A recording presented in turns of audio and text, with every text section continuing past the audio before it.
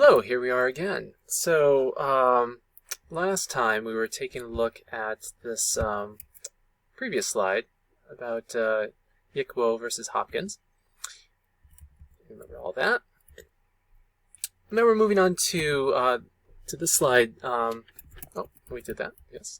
The executive order leads us to two cases, one of which we're going to talk about. The first one is Hirabayashi, which we're not going to talk about, but that's in your book. It's very close to that, and that's also a very famous case. But we're going to take a look at Korematsu. This is the one I asked you to read. They're two similar but different cases that happened about Japanese Americans in the 1940s. And this one, if you remember, what was addressed, again, like almost immediately after this happened, it came to the Supreme Court in 1944, was at least some component of the constitutionality of the relocation of Japanese Americans. So immediately there was a challenge, even in the middle of war. So this didn't just slip through. And what was interesting about this is that, if you remember in the reading, the executive order required a military evacuation under these specific conditions, and the Supreme Court in 1944 found that to be constitutional. So rounding up Americans who happened to be of Japanese descent was considered constitutional by 1944. Of course, a lot of Americans were, their attention was in other places, defeating Hitler and the Japanese Empire and a variety of other things, wartime economy.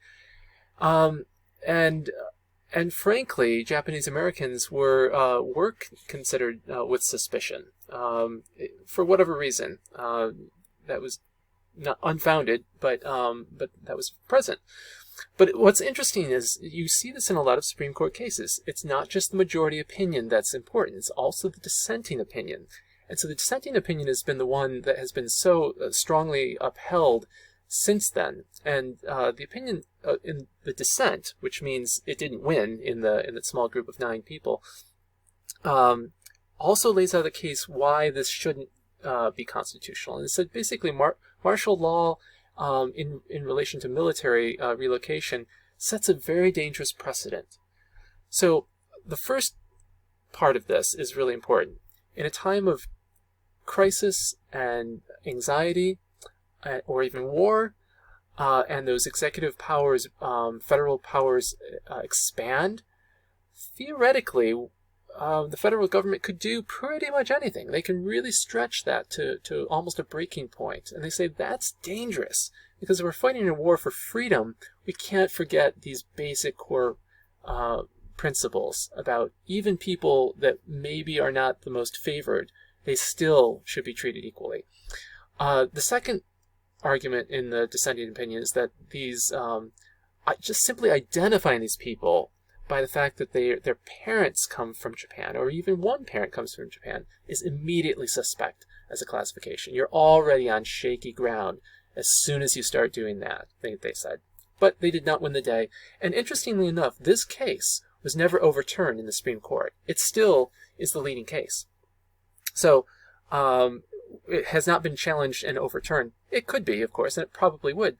But you never know. We're living in a time right now where, frankly, the president has taken a very strong stance against immigration, and even embraced some suspect classifications, or classifications that, in some reads, could be considered suspect.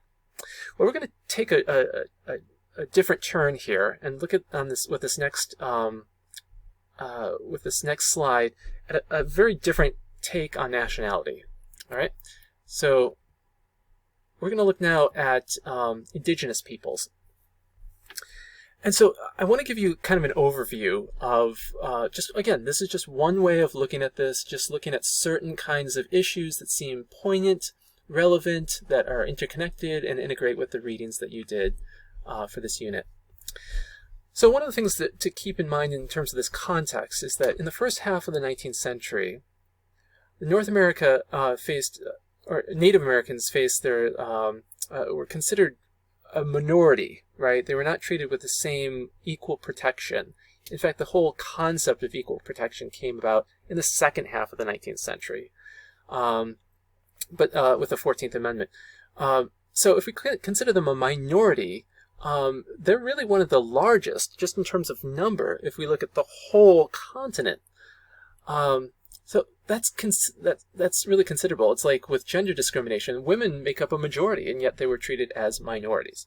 So one of the questions that always comes up when we look at the history of the constitutional issues related to indigenous people is, what is the status of these people regarding land and sovereignty and citizenship?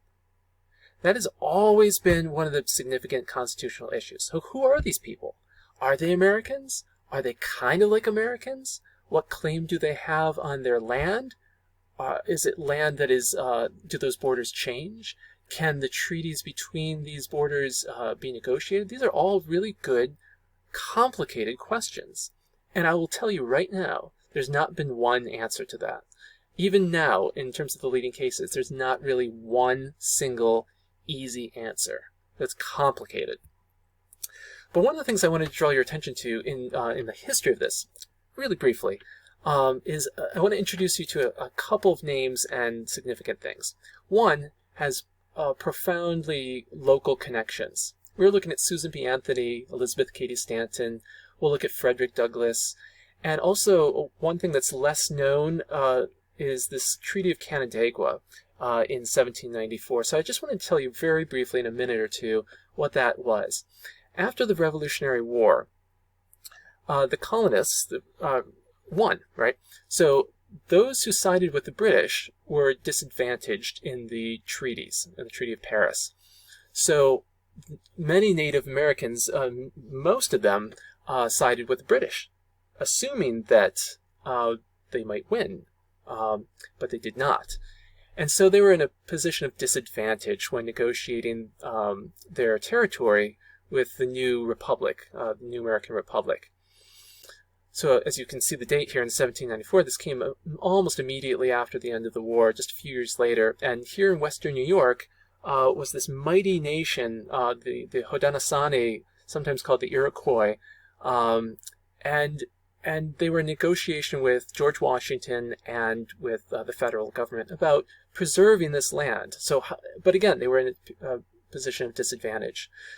The Seneca leader, Red Jacket of the Wolf Clan, was one who kind of led the negotiations from the Haudenosaunee side. Went to Washington. He addressed the Senate, and there was this spiritual leader in the Seneca, also kind of also a leader, but kind of in a spiritual sense, named Handsome Lake. And both of these figures, with President Washington's officials, and sort of maintained by the Quakers, to preserve some indigenous rights here in western New York for what remained of the Iroquois lands. That was very checkered, but and tenuous, but it did hold, thanks to some really good, well-meaning people. But as we'll see, it was eroded very quickly. So in this question about nationality, who are these people regarding land, sovereignty, and citizenship, this really falls into a couple of trajectories after 1794, all across the country. So one was armed rebellion. So if you were to look at a map of North America at this time, you would see vast lands, vast nations, civilizations with leaders, with complicated social structures, economies, division of labor, treaties, diplomacies, combat, and ways of life, in all ways considered nations. And yet those nations increasingly just became diminished over the next century or so. One of the leaders of one of these major nations was Tecumseh. You probably have heard that name, also maybe Red Cloud, and later on in the 19th century, Sitting Bull. And these were sort of sporadic Indian wars in the early 19th century, and then later in the 19th century, they sort of sprung up again. So they're sporadic, usually not unified. And had they been really unified early on, I'm not the military historian, but my sources say that they could have made a really good, show of force, and possibly even sort of held their own territory today. But that's speculation. So that's one trajectory, rebellion. One was assimilation. One of the key examples of this was the Cherokee, until about the 1830s, and we'll take a look more at them. Fascinating trajectory, which ended in what's called the Trail of Tears. And isolation. One was just removing themselves further and further from Western encroachment, from the Republic encroaching on their land, and finding little bastions, increasingly smaller and smaller tracts of land throughout the continent, on what we would later call reservations. And then another trajectory is, regrettably, annihilation. Now, in the late 20th century into the 21st century, we might even call this genocide, because some of this was not just deliberately removing people, but also careless neglect for their well-being, even maybe to the point of wiping them out. So all native nations were depopulated across the board, some totally removed. So to lead up to the Cherokee case that you looked at for this unit, I'm showing you a map here in 1831 of where the Cherokee lands had ended up by that point. Just imagine this territory, which crosses over North Carolina, Tennessee, Alabama, Georgia, and South Carolina, is about 3 times as big as this, about 2 decades before. So what's going on here is a lot of the people on the right-hand side, the east, South Carolina, North Carolina, and Georgia in particular, starting to have this sense that there's open land, free land, unpopulated land that they are free to claim and work. And this was in part because of a sort of the national myth of free land, that there weren't really people there. But that idea that you might have been taught in history classes doesn't hold a lot of water. Most members of the early republic knew these people. They knew that the Cherokee were there. They dealt with them. They traded with them. They were aware of the dangers. They were aware of the opportunities. And so this is not ignorance. They knew that these people were there.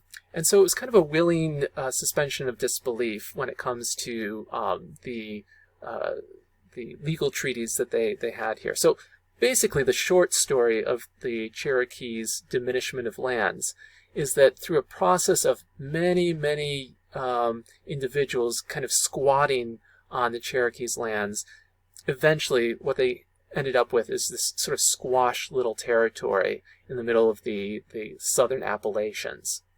Now what's interesting about the Cherokee, unlike many of the others, is they took this path of assimilation.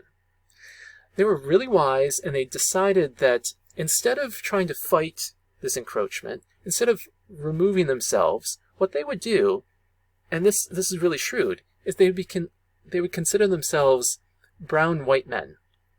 They would take all these things that the new Americans found to be civilized, and they would make them their own.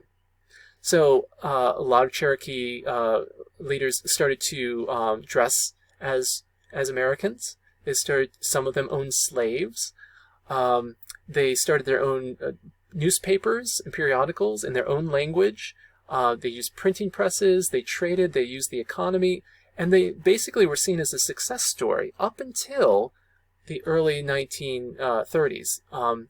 Andrew Jackson famously got elected on this almost like an America First, for we might even say sort of a white supremacist platform, which appealed to poor and rich whites alike in sort of this idea that they could go and take this land, which is theirs, which led to kind of the tragedy of the Cherokee case.